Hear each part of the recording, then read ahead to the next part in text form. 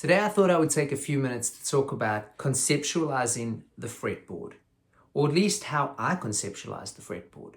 I got into a discussion with a friend of mine who's a great guitarist about how we put this whole thing together, and he had his way, which was totally opposite to my way. So before we jump into this video, I think it's important to remember that no particular way is wrong. At the end of the day, if it sounds good, it's good. We've spoken about that before. But this, in a nutshell, is how I approach it. Maybe you'll get something from it. Maybe you won't. Maybe you'll drop a comment and I will change the way I think about it because of that. Let's grow together. Let's talk about this. Let's become better musicians. Hey everybody, my name is Travis Mark. I'm the host of the Musician's Mentor podcast and now this Musician's Mentor YouTube channel. Regardless whether you are new here or have been here before, please do me a favor, hit that subscribe button and don't forget to check out the podcast. Likewise, feel free to get involved, drop a comment, share a video, or even let me know if there's anything specific you want me to talk about in the music realm and I will dive down that rabbit hole for you. Before I change the camera angle and get too much into the nitty-gritty here, let me just explain a few things. I'm going to be in the key of G major, relative minor, E minor. What that means is that the degrees of my scale in G major are going to be G, A, B, C, D, E, F sharp, G. Back to my octave, okay? If I take it to the minor, E, F sharp, G, A, B, C, D, E. Now, depending on your approach, you might not necessarily even know the notes that you're playing. You might have learned specific shapes. I'm not going to tear approaches apart in this video. I just want to share a concept that has helped me and might help you with your musicality, or at least open up some creative doors. So I'm going to readjust this camera.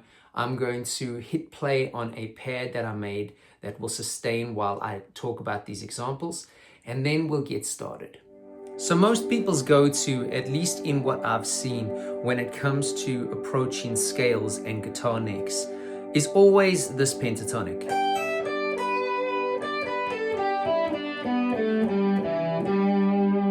Right, we could play it open. We're in G. Once again, my goal here is not to break down anyone's approach. If that's how you approach it, this is great, it works. Again, if it sounds good, it's good. However, if you take the time to learn the different scales, you learn the modes, Ionian, Dorian, Phrygian, Lydian, Mixolydian, Aeolian, Locrian. You learn them as closed shapes and open shapes. You learn arpeggios, both major and minor. You learn the blues scales. You learn the pentatonics. Then you can start to approach the neck with a belt system, whereby you can either play just that set of scales, the modes, the pentatonics, the blues scales, etc., etc., etc., or you can actually build vertically on each scale in a set position. Now, this is not to be confused with William Levet's 70s approach of stacked scales. I don't know much about that, but I know it's different to this. Let's start with this belt system that I just alluded to. What I mean by that is if we choose a scale group and we play them, we can look at that system overlapping as a belt on the neck. In the key of G, if I start with the E-shaped pentatonic,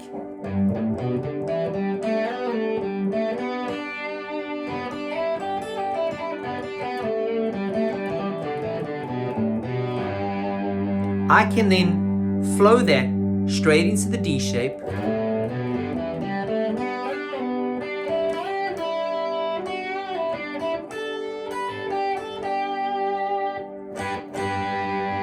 Start the whole system again.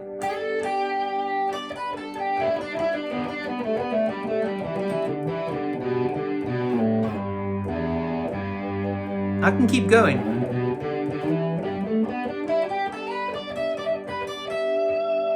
Here's the one that's always so popular.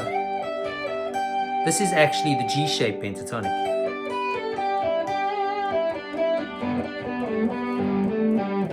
or what is correctly known as shape 3, although a lot of books teach it as shape 1 or sometimes shape 5. And then I can roll back round. My looping belt system comes back.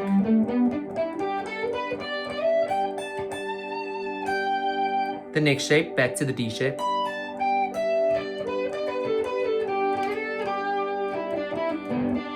And then I'm going to start running out of fretboard. But as you can see, I've used the whole neck, and you spend time developing this, you can come up with runs.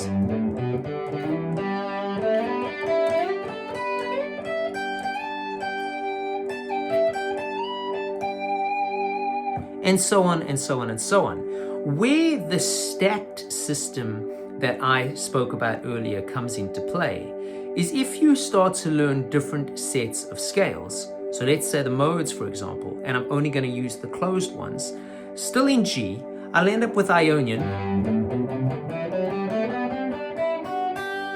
Dorian, Phrygian,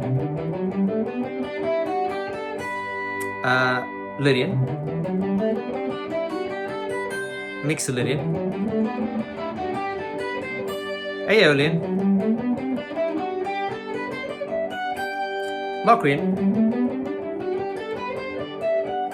back to Ionian, which takes me back to Dorian.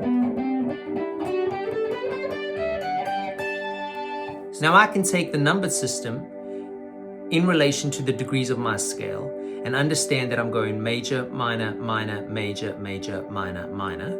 And I can do the same concept with arpeggios. So major on the G, minor on the A, minor on the B, major on the C, major on the D, minor on the E, so on and so on and so on, right? I can do the same thing with the blues scales.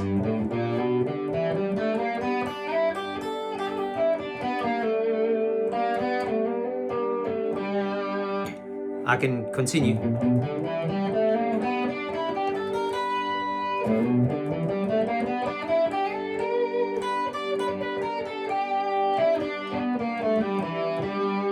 And I can continue, you know, just, it doesn't stop.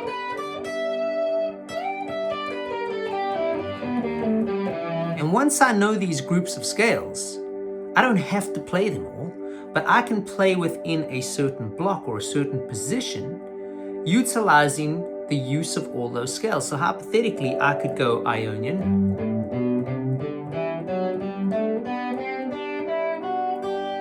I can go pentatonic E shape,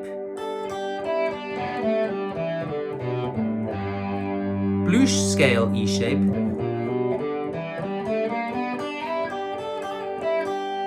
I can go arpeggio, which allows me to start thinking a little bit out the box while hypothetically still in a box because I'm in that position. But what eventually will happen if you take this approach, besides knowing your fretboard really well, you can kind of create different moods and different elements within a certain scale. So let's say that hypothetically you wanted more of a sad minor sounding sound and you went back to that pentatonic that we spoke about earlier.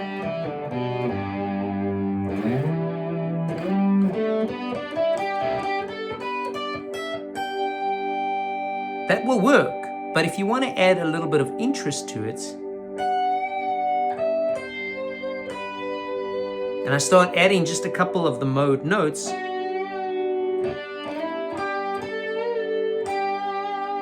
can you hear how that makes it just a little bit more interesting while everybody's going?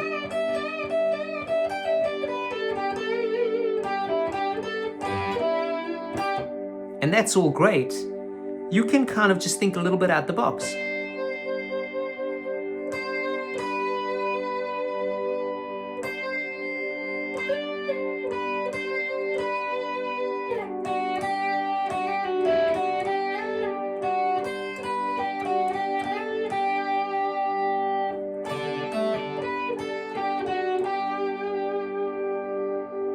This has served me really well, both in regards to a practice routine and just as a musician, Because if I want to just create different sounding things,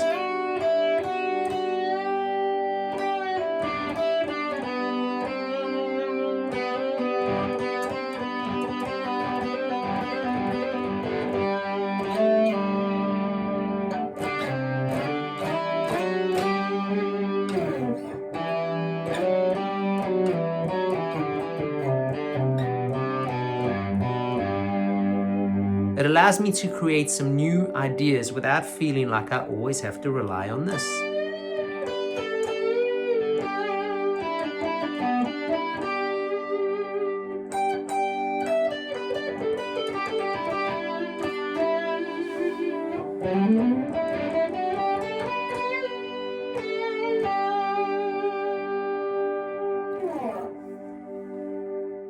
So in conclusion, and I know that this video was a little bit longer and a little bit more technical than I usually put up, but if you want to start learning this kind of approach, just take the time to learn different groups of scales.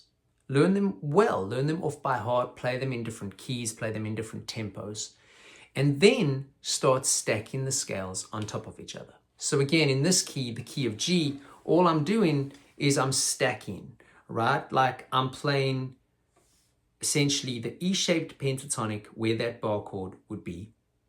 I'm playing the closed shape Ionian.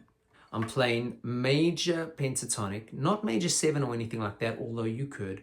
I'm playing the E-shaped blues scale and anything else I can think of. Because eventually you'll be able to add more or add certain note qualities that wouldn't usually be part of that scale, but will start to pique interest with your ear and might allow you to create something really beautiful. I hope that this helps, and I hope that I didn't blabber on too much. If there's any confusion, drop me a DM. If there's anything that you think I could talk about more, drop a comment below. Likewise, if you want access to that pad that I created, I've got them in all the keys. Just let me know. I can always create a folder and put them for free download for those that might be interested. Just drop me a comment. Please do hit that subscribe button. My name is Travis. I'll see you in the next one.